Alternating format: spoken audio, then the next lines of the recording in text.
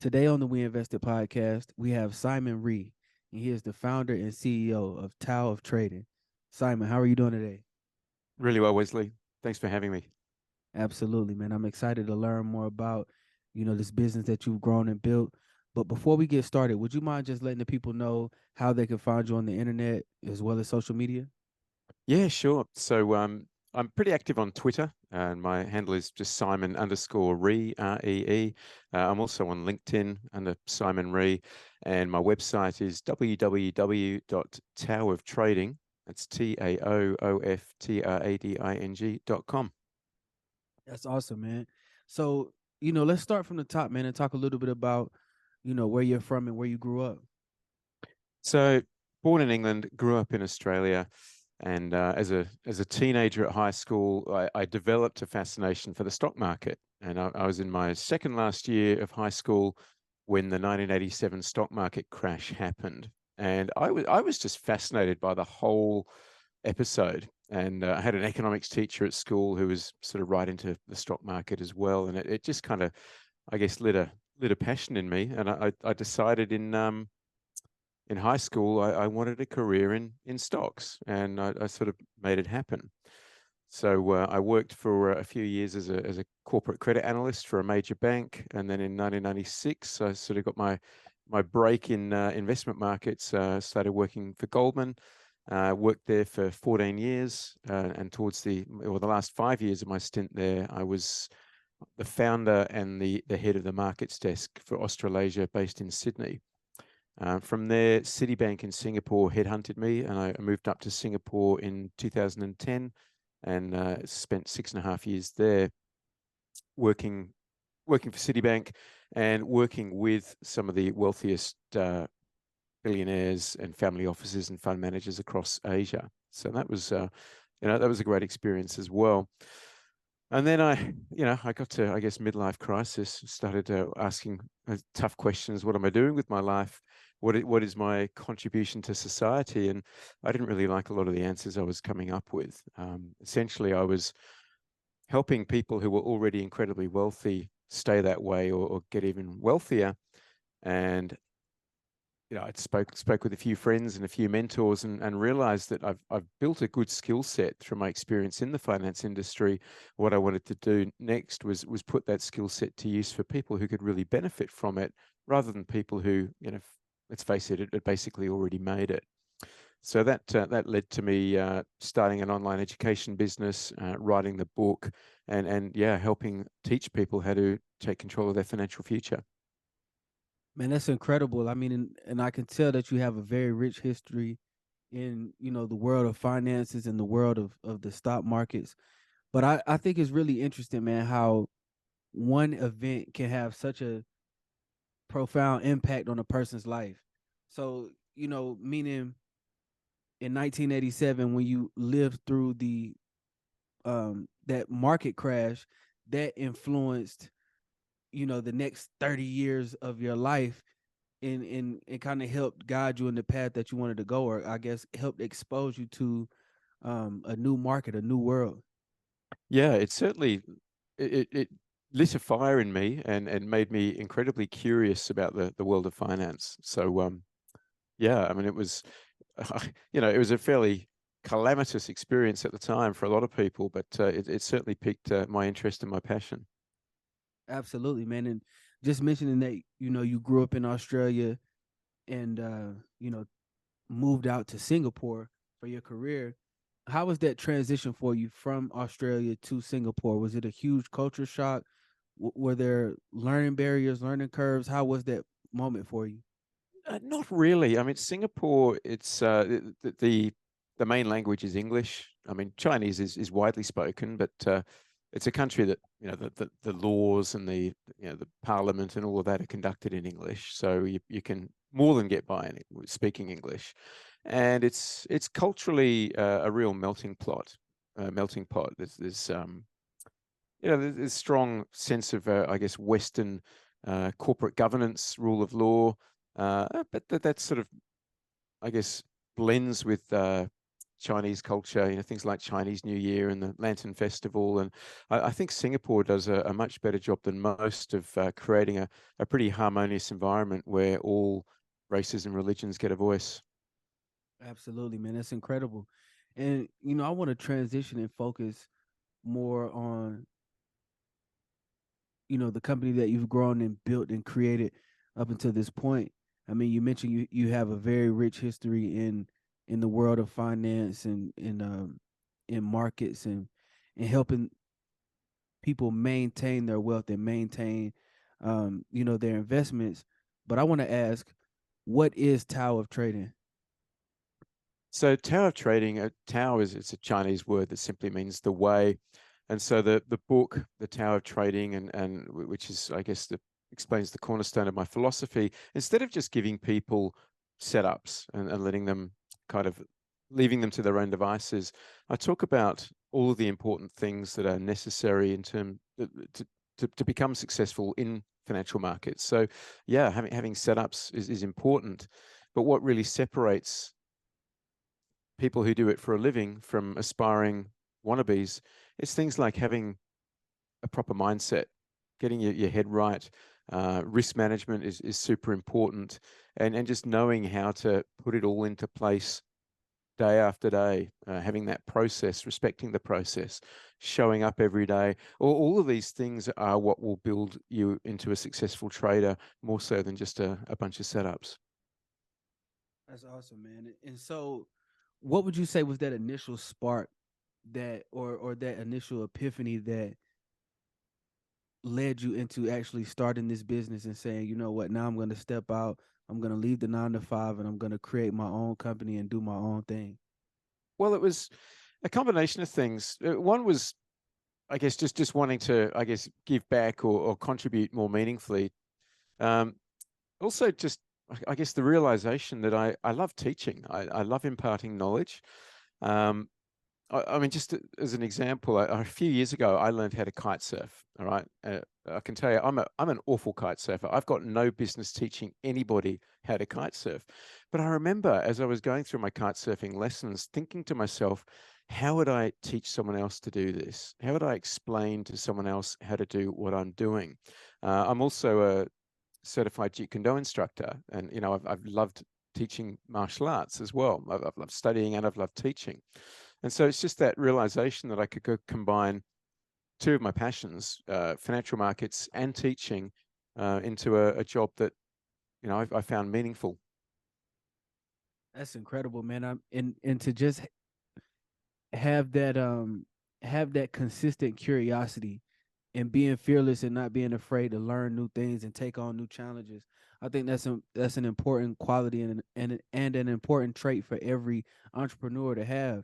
I mean, to get out there and start kite surfing and like take that first step. That takes a lot of courage, and I feel like it's a great parallel to starting a new company and starting a new business. Um, but I want to ask and understand, what are what are the solutions that you focus on providing for new clients or new students? So it's really about how to either accelerate your wealth creation potential or potentially derive a new income stream from the stock market through trading options. Um, I, I I've traded everything pretty much over the years, from stocks to futures to bonds to crypto, and options is really what I've settled on as I think the instrument of choice, offers the best combination of risk and reward. They can seem scary. It can seem like a steep learning curve. But what I've done with my online programs is make it as simple as possible.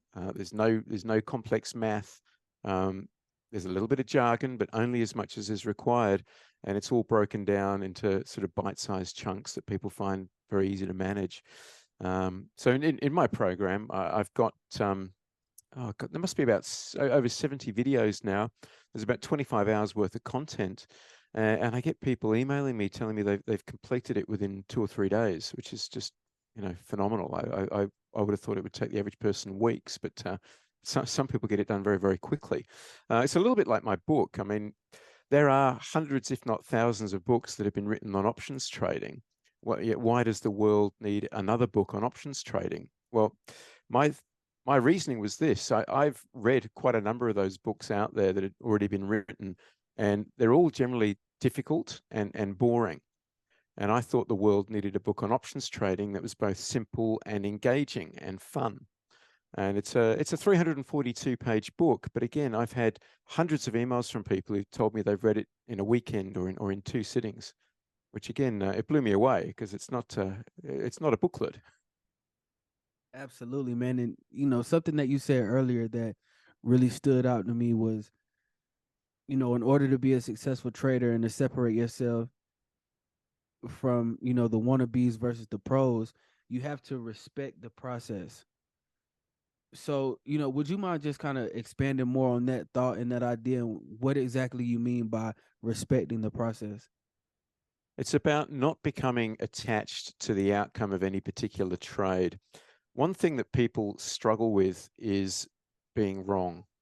All right. Most people would rather drink bleach than admit that they're wrong about something in everyday life. But in trading, you're going to be wrong plenty of times.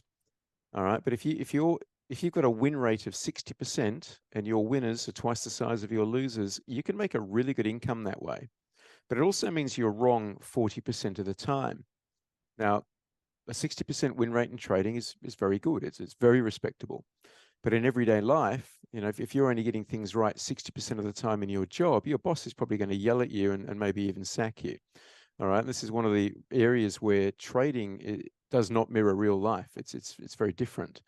I always say to people, you've got to treat trading losses like an operating expense. Now, like any good business, you obviously want to minimize your expenses, but you're never going to eliminate them completely. And don't get emotionally charged to them. Just treat them. It doesn't mean you're wrong. It doesn't mean you're stupid, so long as you follow the process. But it's just probability, all right? And it takes probability time to work its magic. So even with a 60% win rate, you're going to have times where you might have 3, 4, 5 losing trades in a row.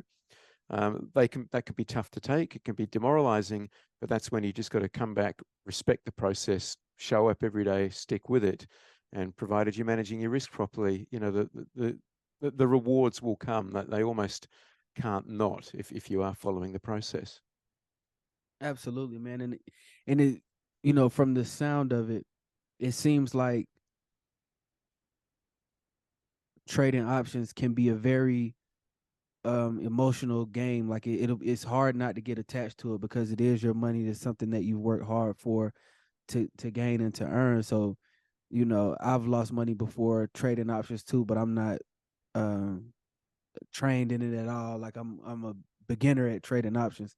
But I want to ask, what are some of the roadblocks, mental roadblocks that most of your clients experience when they're first getting started trading and taking these courses? Great question. So what the first one that everyone experiences, again, just to kind of harp on this point a little bit, is this desire to be right.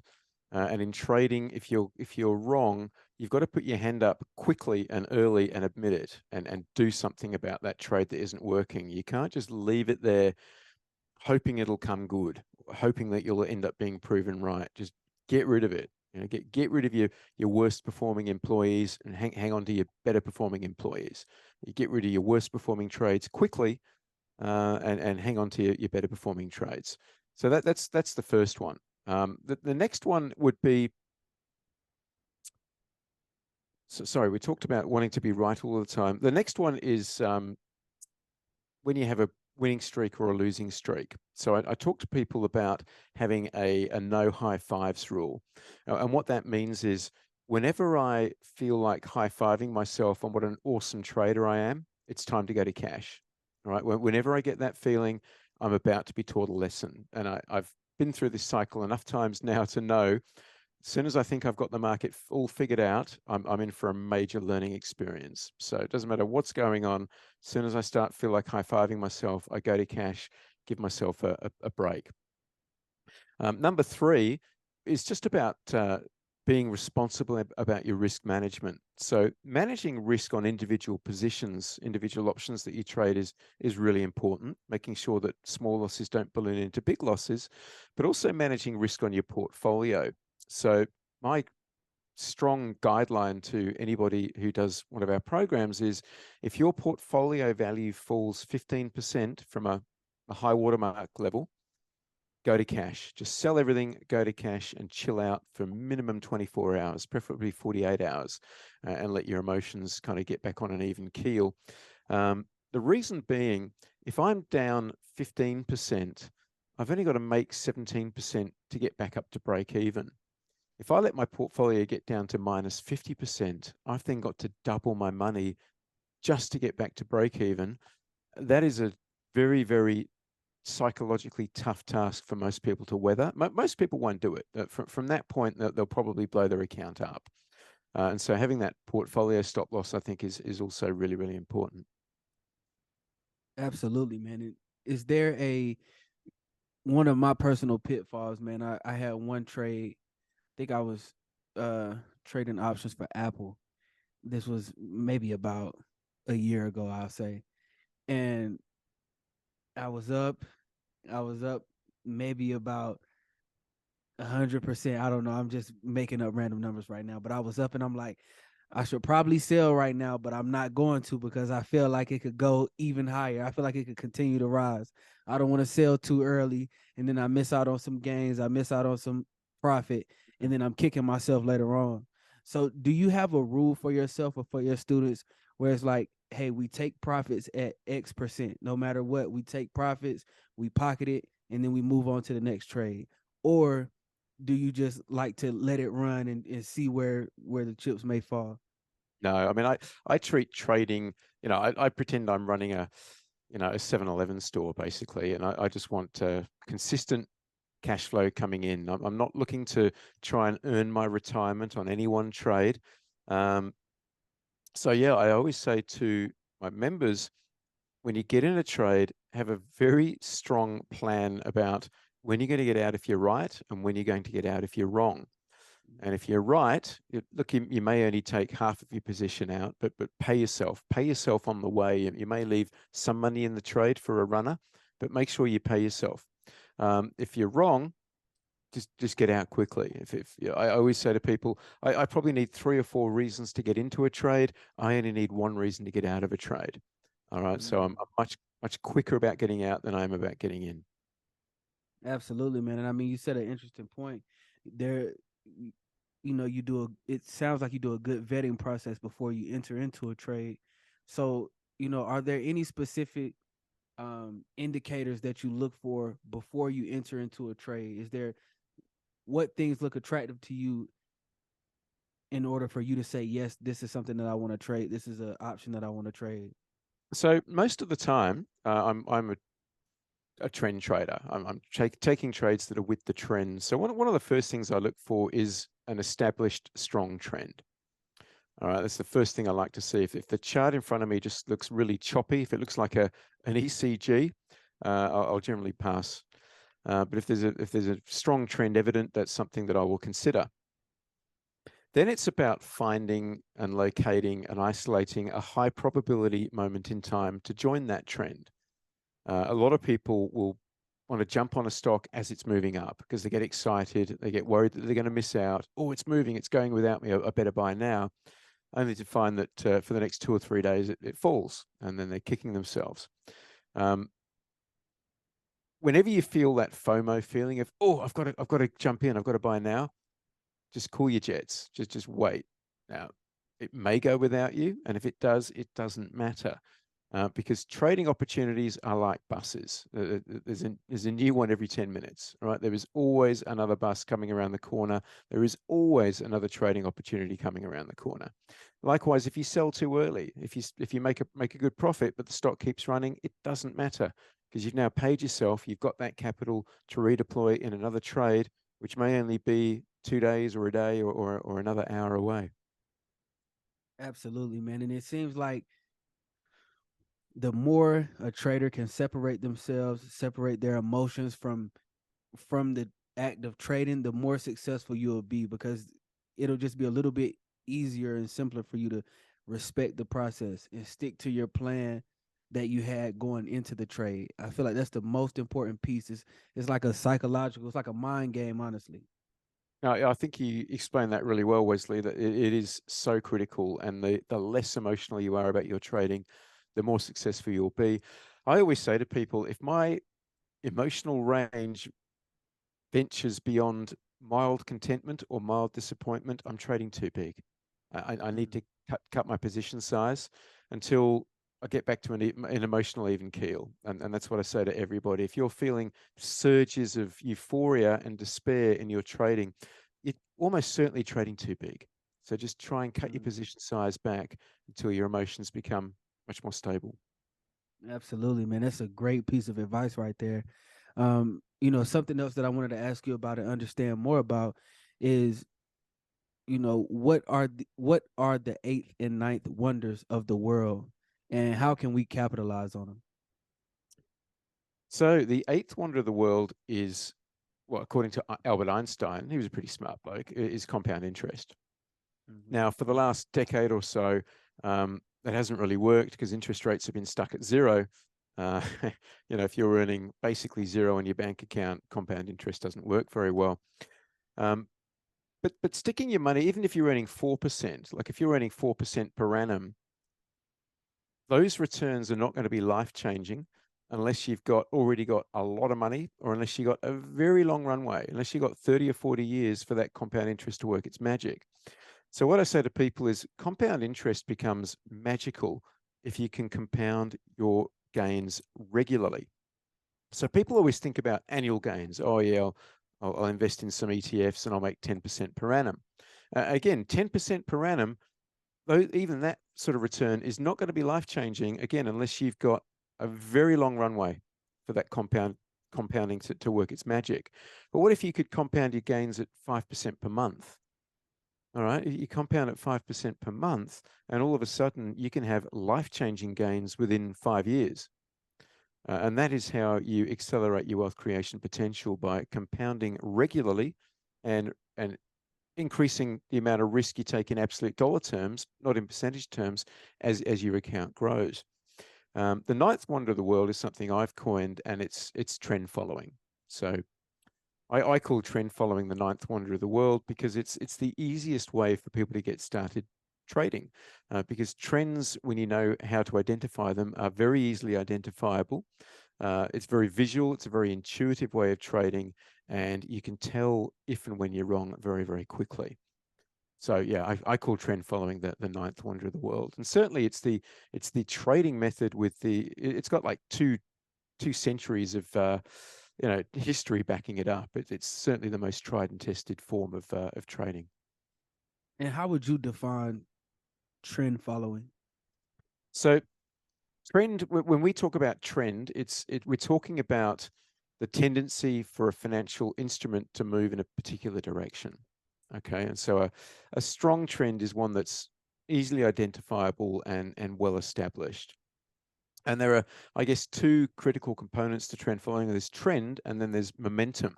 So trend is the direction and how likely is that trend to continue.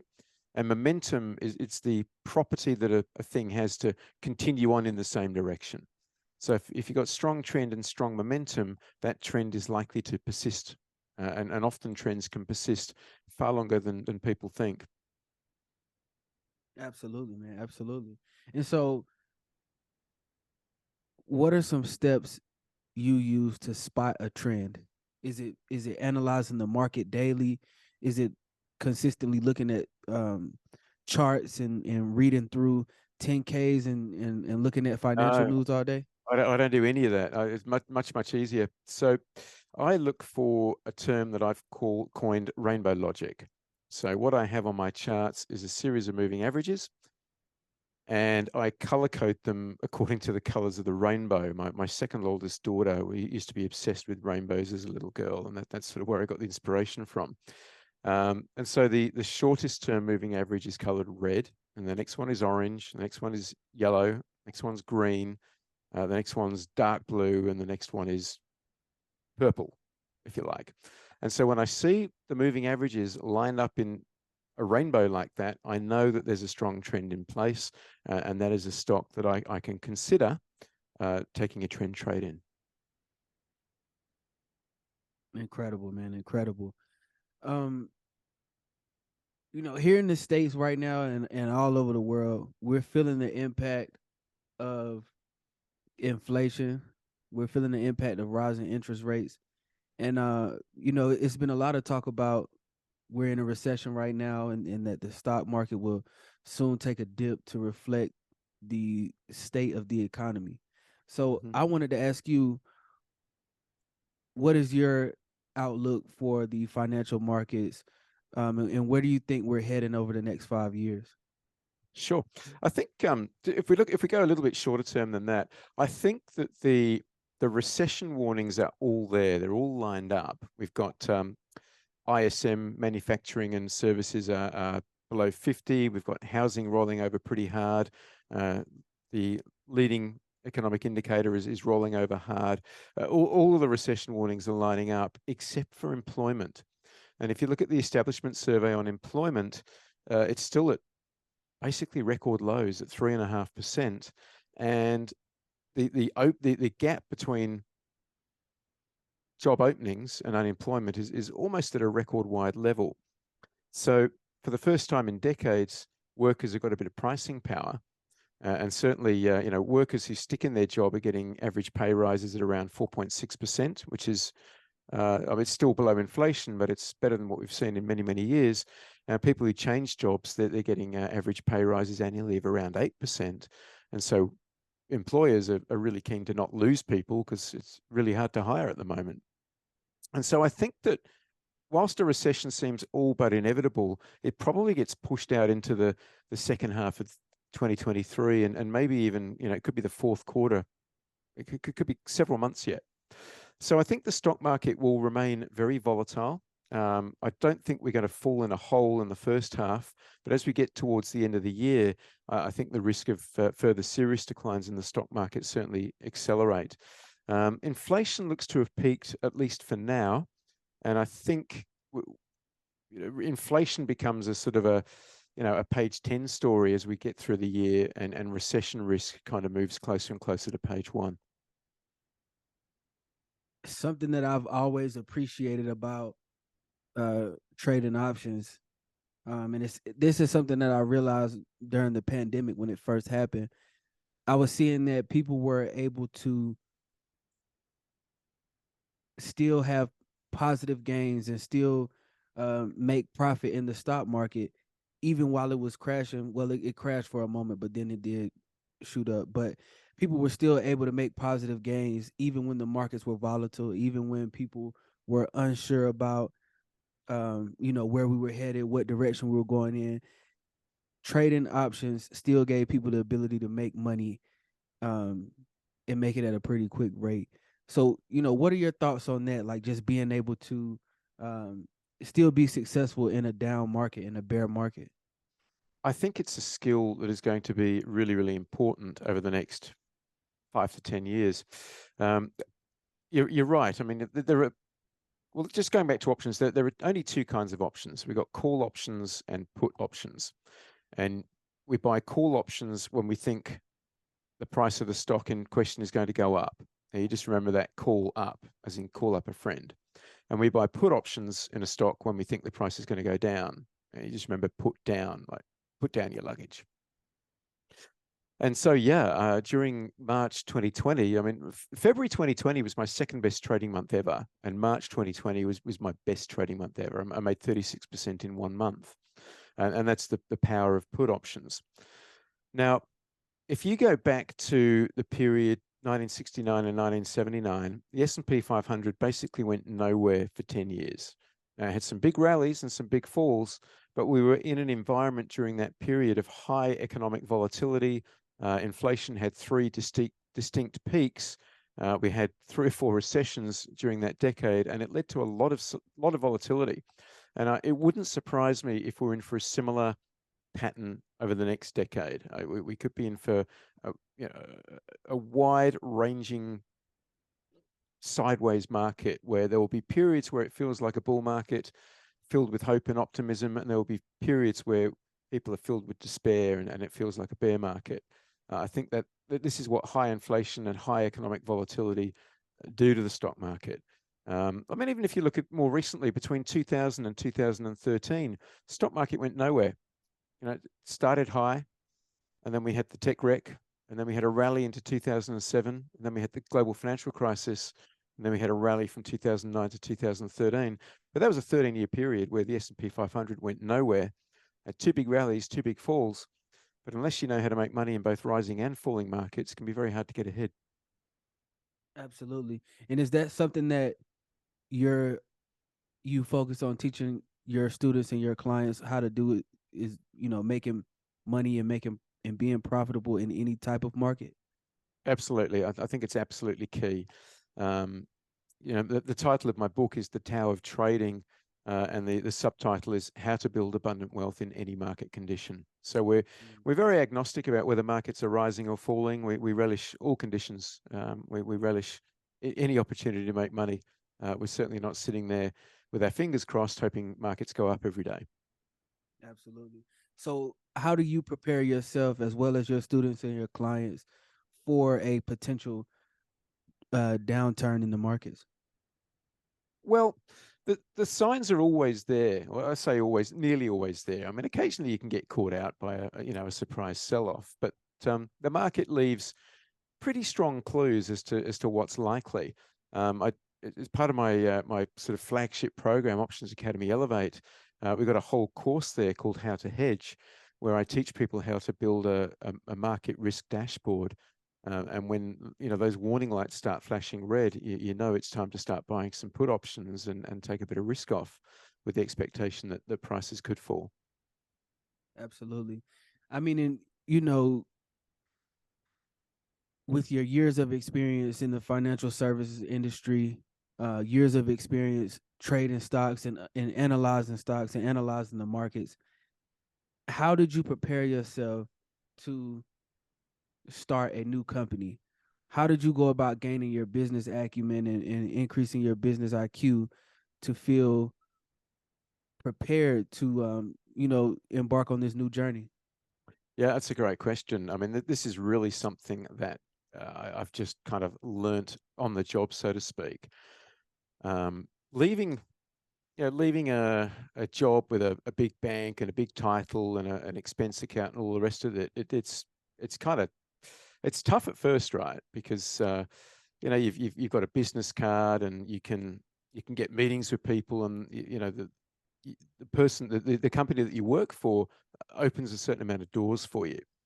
And so you go from being, I'm Simon Ree, executive director at Goldman Sachs, to, oh, I'm Simon Ree, founder of Tao of Trading, and people are like, who's that? Who? What? And all of a sudden, you're not flying business class and staying in five-star hotels anymore. You're flying coach and staying in three-star hotels. So all of that's an adjustment. And then I guess the real adjustment, though, is when you're setting up your home office and your printer stops working. You can't ring help desk. You can't ring technical support. Somebody scurries over and fixes your printer for you while you use another printer on the server in the meantime.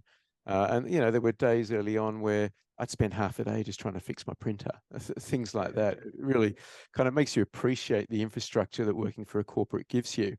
Um, but on the flip side, the freedom that I've now got back, the idea of having to ask somebody else's permission to take a holiday, it kind of seems a bit ridiculous now. And I'm a father to four kids, and just being able to spend time with my kids, go on holiday with them, take them on trips whenever I want, without having to ask somebody else's permission. I mean, I don't think I could ever give that away now. Absolutely, man. And something that I heard you mention earlier is, that you spoke with a few mentors. You briefly mentioned the word mentors, and I realized that mentors is something. Having a mentor is something that many successful people have in life. Is they focus on, and they are intentional about finding people who've done what they're trying to do in order to get where they want to get. So I want to ask, what was the importance of you finding a mentor, and how did that benefit you? I think having a mentor it just helps you talk things out. I mean, I think a good mentor doesn't tell you what to do, but a good mentor is there for you to be able to talk things out, because so often the solutions are all here. You know what you've got to do, but it's not easy to talk things out by yourself. Whereas if you've got someone who can just be a sounding board and just maybe nudge you and give you, drop hints and just nudge you in the right direction and ask you lots of questions. What do you think? What are you going to do? Why would you do that? Just someone to kind of question your thought process and your rationale can be really, really powerful. What are some roadblocks or lessons that you learned early on starting your journey as an entrepreneur and creating Tower of Trading?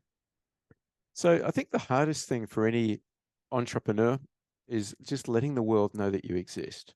You might have the best services, the best products in the world, but if nobody can find you, it doesn't mean anything. And so letting people know you exist, I think is one of the biggest challenges. Um, and I think as we continue to see people kind of leave the corporate world and I guess pursue their dreams and pursue self-employment and entrepreneurship, marketing and personal branding are going to be growth industries for years and years and years, because it's when you don't know how to do it, it can take a long time. And I don't know. I'm still learning. I don't pretend to be an expert, but certainly the book helped, and I keep a fairly active presence on social media. Absolutely. And how did you get over that hurdle of, letting the world know that this company exists and that this service is out here for people to use? Well, initially I used LinkedIn. So LinkedIn, I had a reasonable following, and just from my, I'd used LinkedIn when I was in the corporate world, and I just started posting thoughts and ideas and commentary about markets on LinkedIn regularly every day. And my following sort of snowballed from there.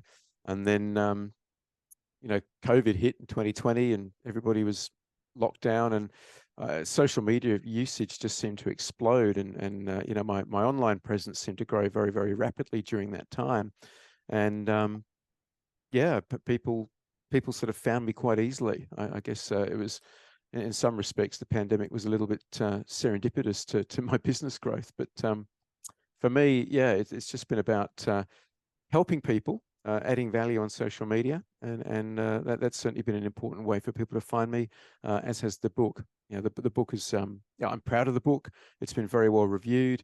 It's one of the highest reviewed books on options trading on Amazon now. I think it's 4.7 stars with over 340 reviews. So it's been well received. That's incredible, man. And you just mentioned people can find the book on Amazon. Is that correct? Yeah, that's right. Amazon's probably the easiest place to get hold of it. And how was that process for you when you were creating this book and writing this masterpiece? Yeah, I mean, I've always been a, you know, get shit done kind of guy, right? I don't sit around. If I want to do something, I generally tackle it both hands and feet. Writing the book, I certainly discovered my inner procrastinator. I can tell you my sock drawer never looked so neat. Um, um, yeah, I mean, it's a funny, the resistance thing that Pressfield talks about in his book, The War of Art. It's real, it really. And what I found was, in writing the book, I had to follow a process there. I had to sit down at the same time every day and just show up, whether I was feeling it or not. Just sit there and do the work and grind it out. If I was waiting for inspiration to hit me before sitting it down and writing, it probably never would have gotten done. And once you finally completed the book, I mean, what emotions were you feeling, having completed this, difficult project? Well, so when I finished the first draft, I was feeling incredibly, proud of myself, and yeah, I can't wait to bring this to market. And then it was a quote by Michael Crichton, the guy who wrote the Jurassic Park novels, amongst others. It was a quote. I'm probably going to butcher it, but it was something along the lines of, "The bad news for new authors is that books don't get written; they get rewritten." So you write your first draft, and then you sit down and read it, and you think, "Oh my God, I've got to rewrite this chunk, and I've got to reword this, and there's typos here and grammatical errors there." by the time I'd done sort of my fourth draft, I was so sick of my own writing. I thought, no one's ever going to read this. This is terrible. It's, well, I was so sick of it, so bored of it. But fortunately, it was just because I was just so close to it, so immersed in it. When I got sort of close friends and family members to read, the fourth draft that I was kind of happy to go public with, yeah, I felt re-enthused again by their feedback. How do you define success as an entrepreneur? Success to me, it's a combination of peace of mind and having a sense of having made a contribution that's sort of a bit beyond yourself. Yeah, I That's think peace of mind is something that we all aspire to. But if you're in, if you're a monk sitting in a cave, you can probably have peace of mind, but you may not feel as though you've contributed very much. Similarly, if all you're doing is contributing, but you're exhausted and stressed out all the time, your quality of life probably isn't that high either. So for me, it's a combination of those two things.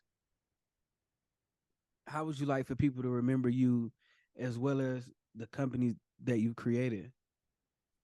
I would like people to remember me as someone who was hardworking, honest, and did his best for people. Wasn't always right, but he was honest about when he was right, honest about when he was wrong, but always did his best. Absolutely. What does the future of towel trading look like to you? So I mean, there are more kind of services that I want to introduce. I'd love to bring it to more people.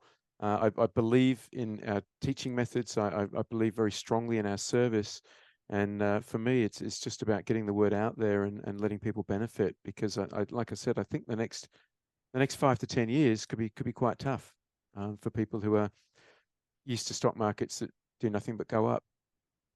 Absolutely.